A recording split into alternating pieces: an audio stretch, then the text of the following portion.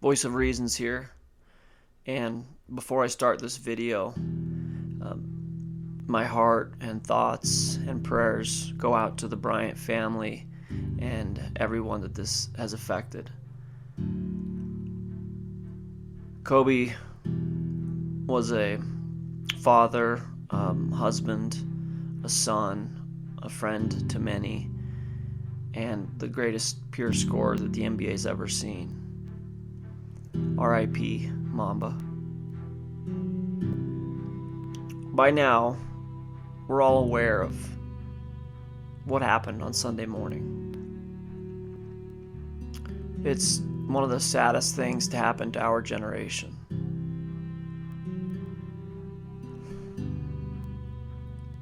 Obviously, we all have a heavy heart, and I just kind of that's where I was at with it. It's a tragedy, this is really unfortunate. And then a video showed up on one of my feeds, and if you haven't seen it, it's unbelievable. It's a cartoon that aired on Comedy Central in 2016 or 2017, multiple years before this helicopter crash happened. Check this out.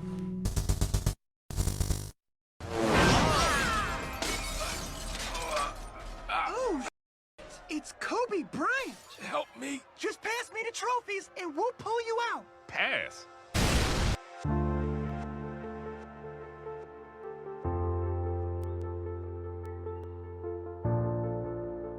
What is that? How does that make any sense? And it's foretold once again in a cartoon. We've seen this before. Guess what year this episode of Family Guy originally aired? Bruce Jenner is a woman. An elegant, beautiful Dutch woman. 2009. 6 years before Bruce Jenner became Caitlyn Jenner. And this episode of The Simpsons, where Lisa predicts that Donald Trump would be president. As you know, we've inherited quite a budget crunch from President Trump. Marshall, it is our President Trump. 2000. 16 years before Donald Trump was elected president. Do you remember when Prince died in 2016? This episode of Homer killing him aired in 2008. And why, you ask, did Homer kill him? Unfortunately, there are certain stars who won't do what we want. What's their problem? They're still alive. And then we thought, who's good at killing celebrities? Have you heard about or seen the episode of Family Guy where the great prophet Seth MacFarlane predicts the Boston bombing? It aired 1 month before the bombing occurred.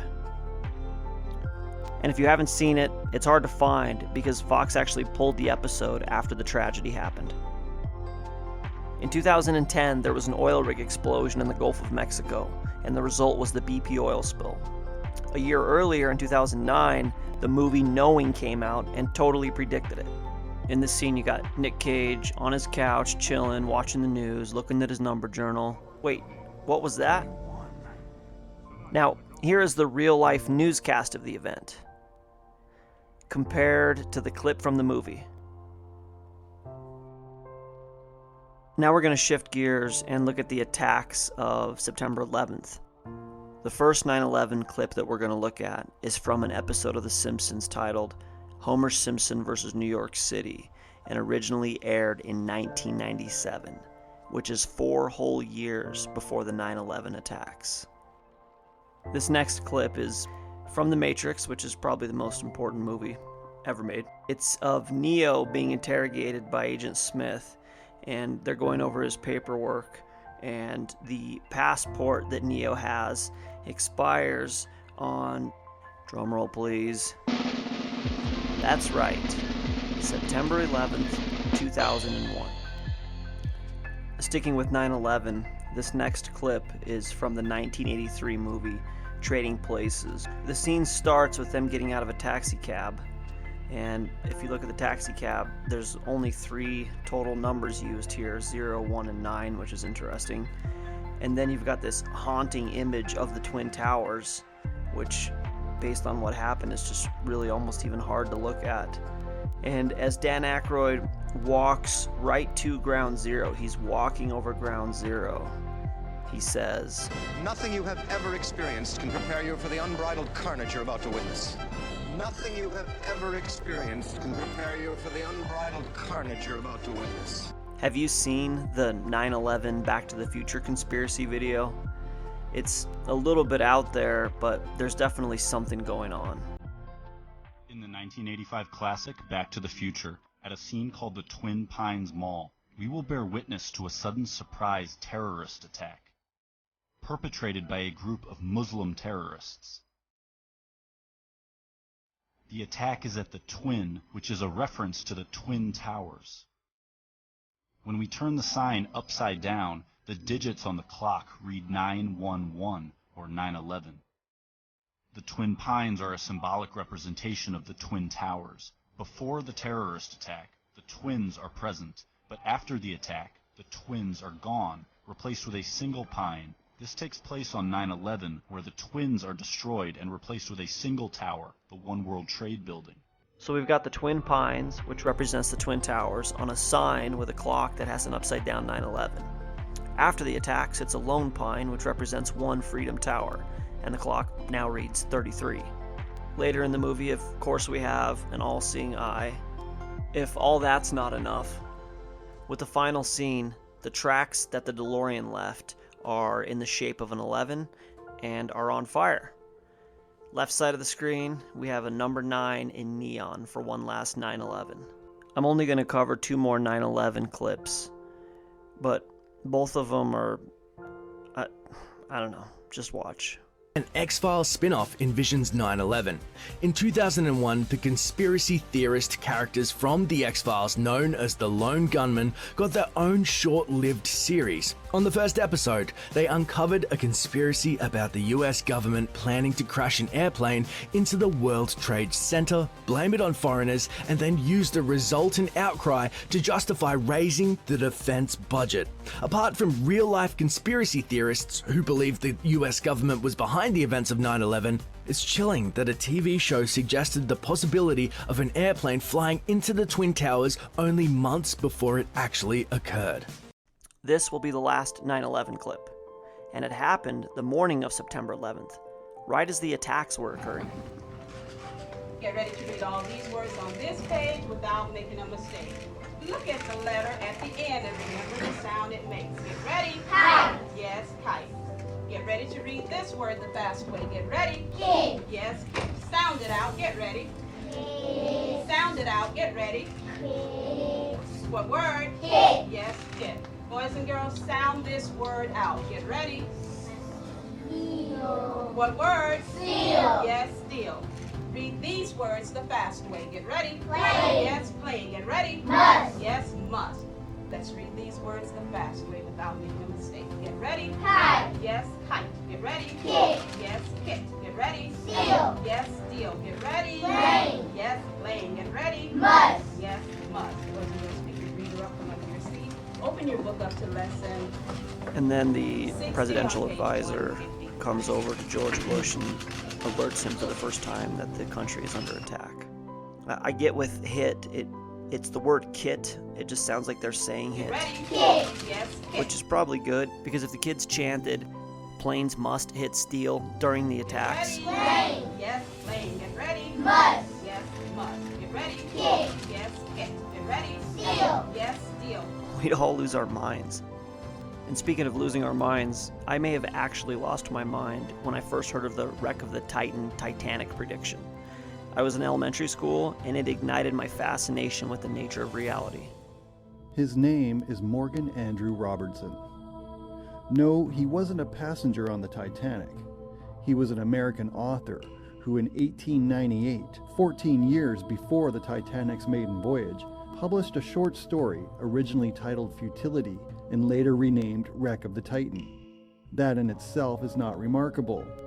What is remarkable is how eerily similar the events in his story are to those of the real-life Titanic. His story features an enormous British luxury liner called the Titan, which is described as the largest craft afloat and the greatest of the works of men, and, like the Titanic, was considered unsinkable. The Titan is described as 800 feet in length, The Titanic was 882.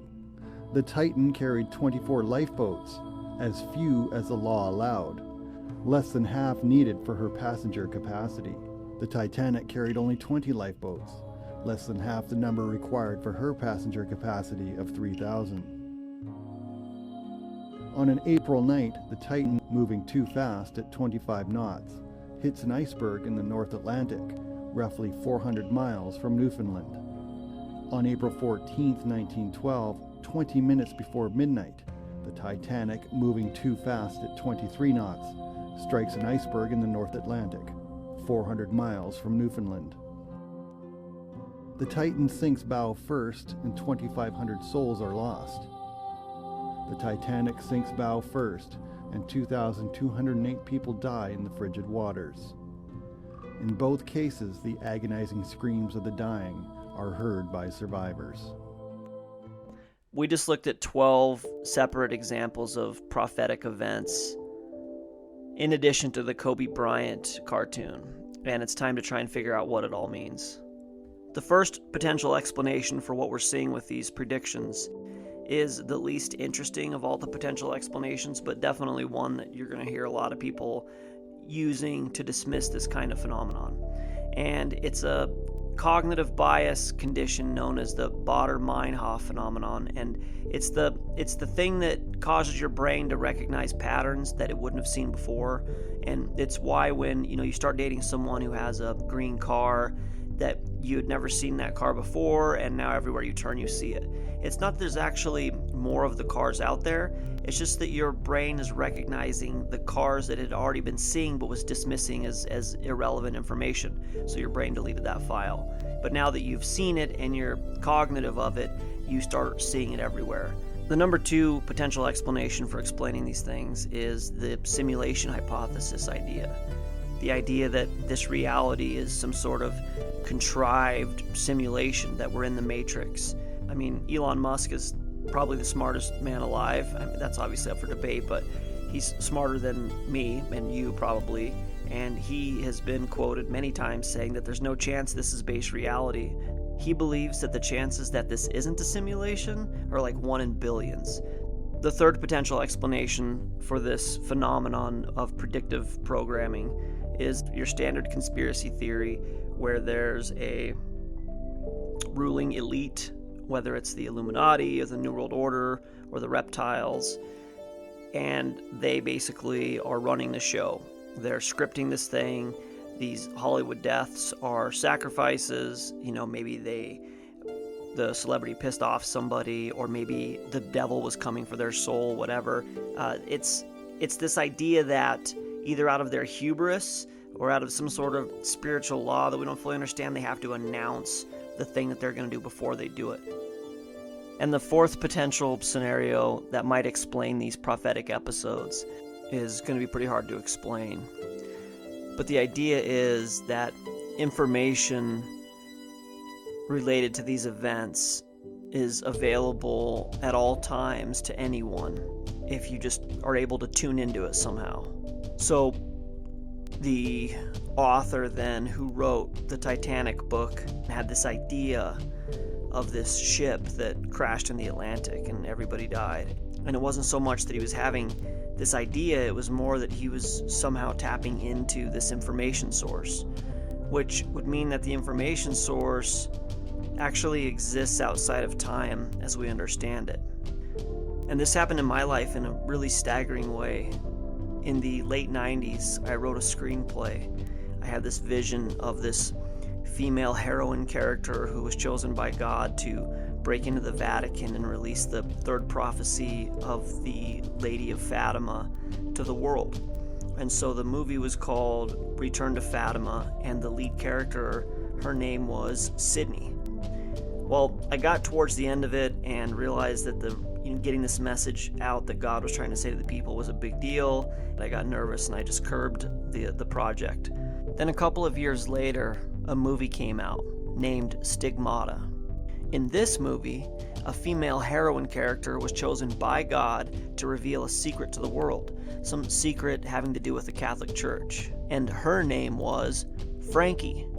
So I wrote Fatima with the lead female character named Sydney, and they wrote Stigmata with the lead female character named Frankie. Potentially even more strange is that we probably got the information at about the same time. It was as though the information was out there for multiple people. I picked it up, ran with it for a little bit, bailed on it. They picked it up, saw it through, and it was a movie that you may or may not have seen. And we've actually seen this kind of thing before. Deep Impact and Armageddon came out the same summer, and when the studios found out that they were basically making the same movie, they were so far into it from an investment standpoint, they just had to release the same movie at basically the same time. So what I am suggesting is that the information in these stories or predictions is somehow broadcast or accessible for those who have the ability to access it. I don't get it particularly. I wouldn't pretend to know how it works, but there you go. There's my contribution to society. So which of these explanations best answers these predictions that we've looked at?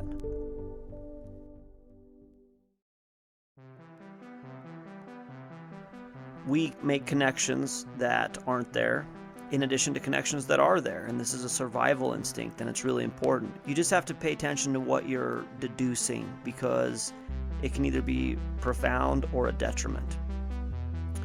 We're probably in some kind of designed order, simulation, whether it's analog or digital, it doesn't particularly matter to me, but science is proving every day with things like the anthropic principle and the simulation concept and cosmogony and theoretical physics and quantum physics. All these things are showing us that the reality that we're in is more complicated than the one that we were taught that we were in.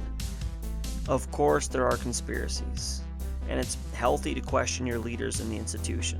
Ask the founding fathers. But if you're not careful, it's really easy to go over the top with it and pin everything on a conspiracy. Kobe's passing is tragic, but it's probably not a conspiracy. This information being available if you can access it theory makes sense to me. I've had personal experience with it. I know Philip K. Dick was trying to figure it out, and I'd love to hear your thoughts on it. I'd also really like to see what you guys think actually happened with the Kobe video. So let's continue that discussion in the comments. Sincerely, everyone, thank you for taking the time to watch this video. Godspeed. I'm out.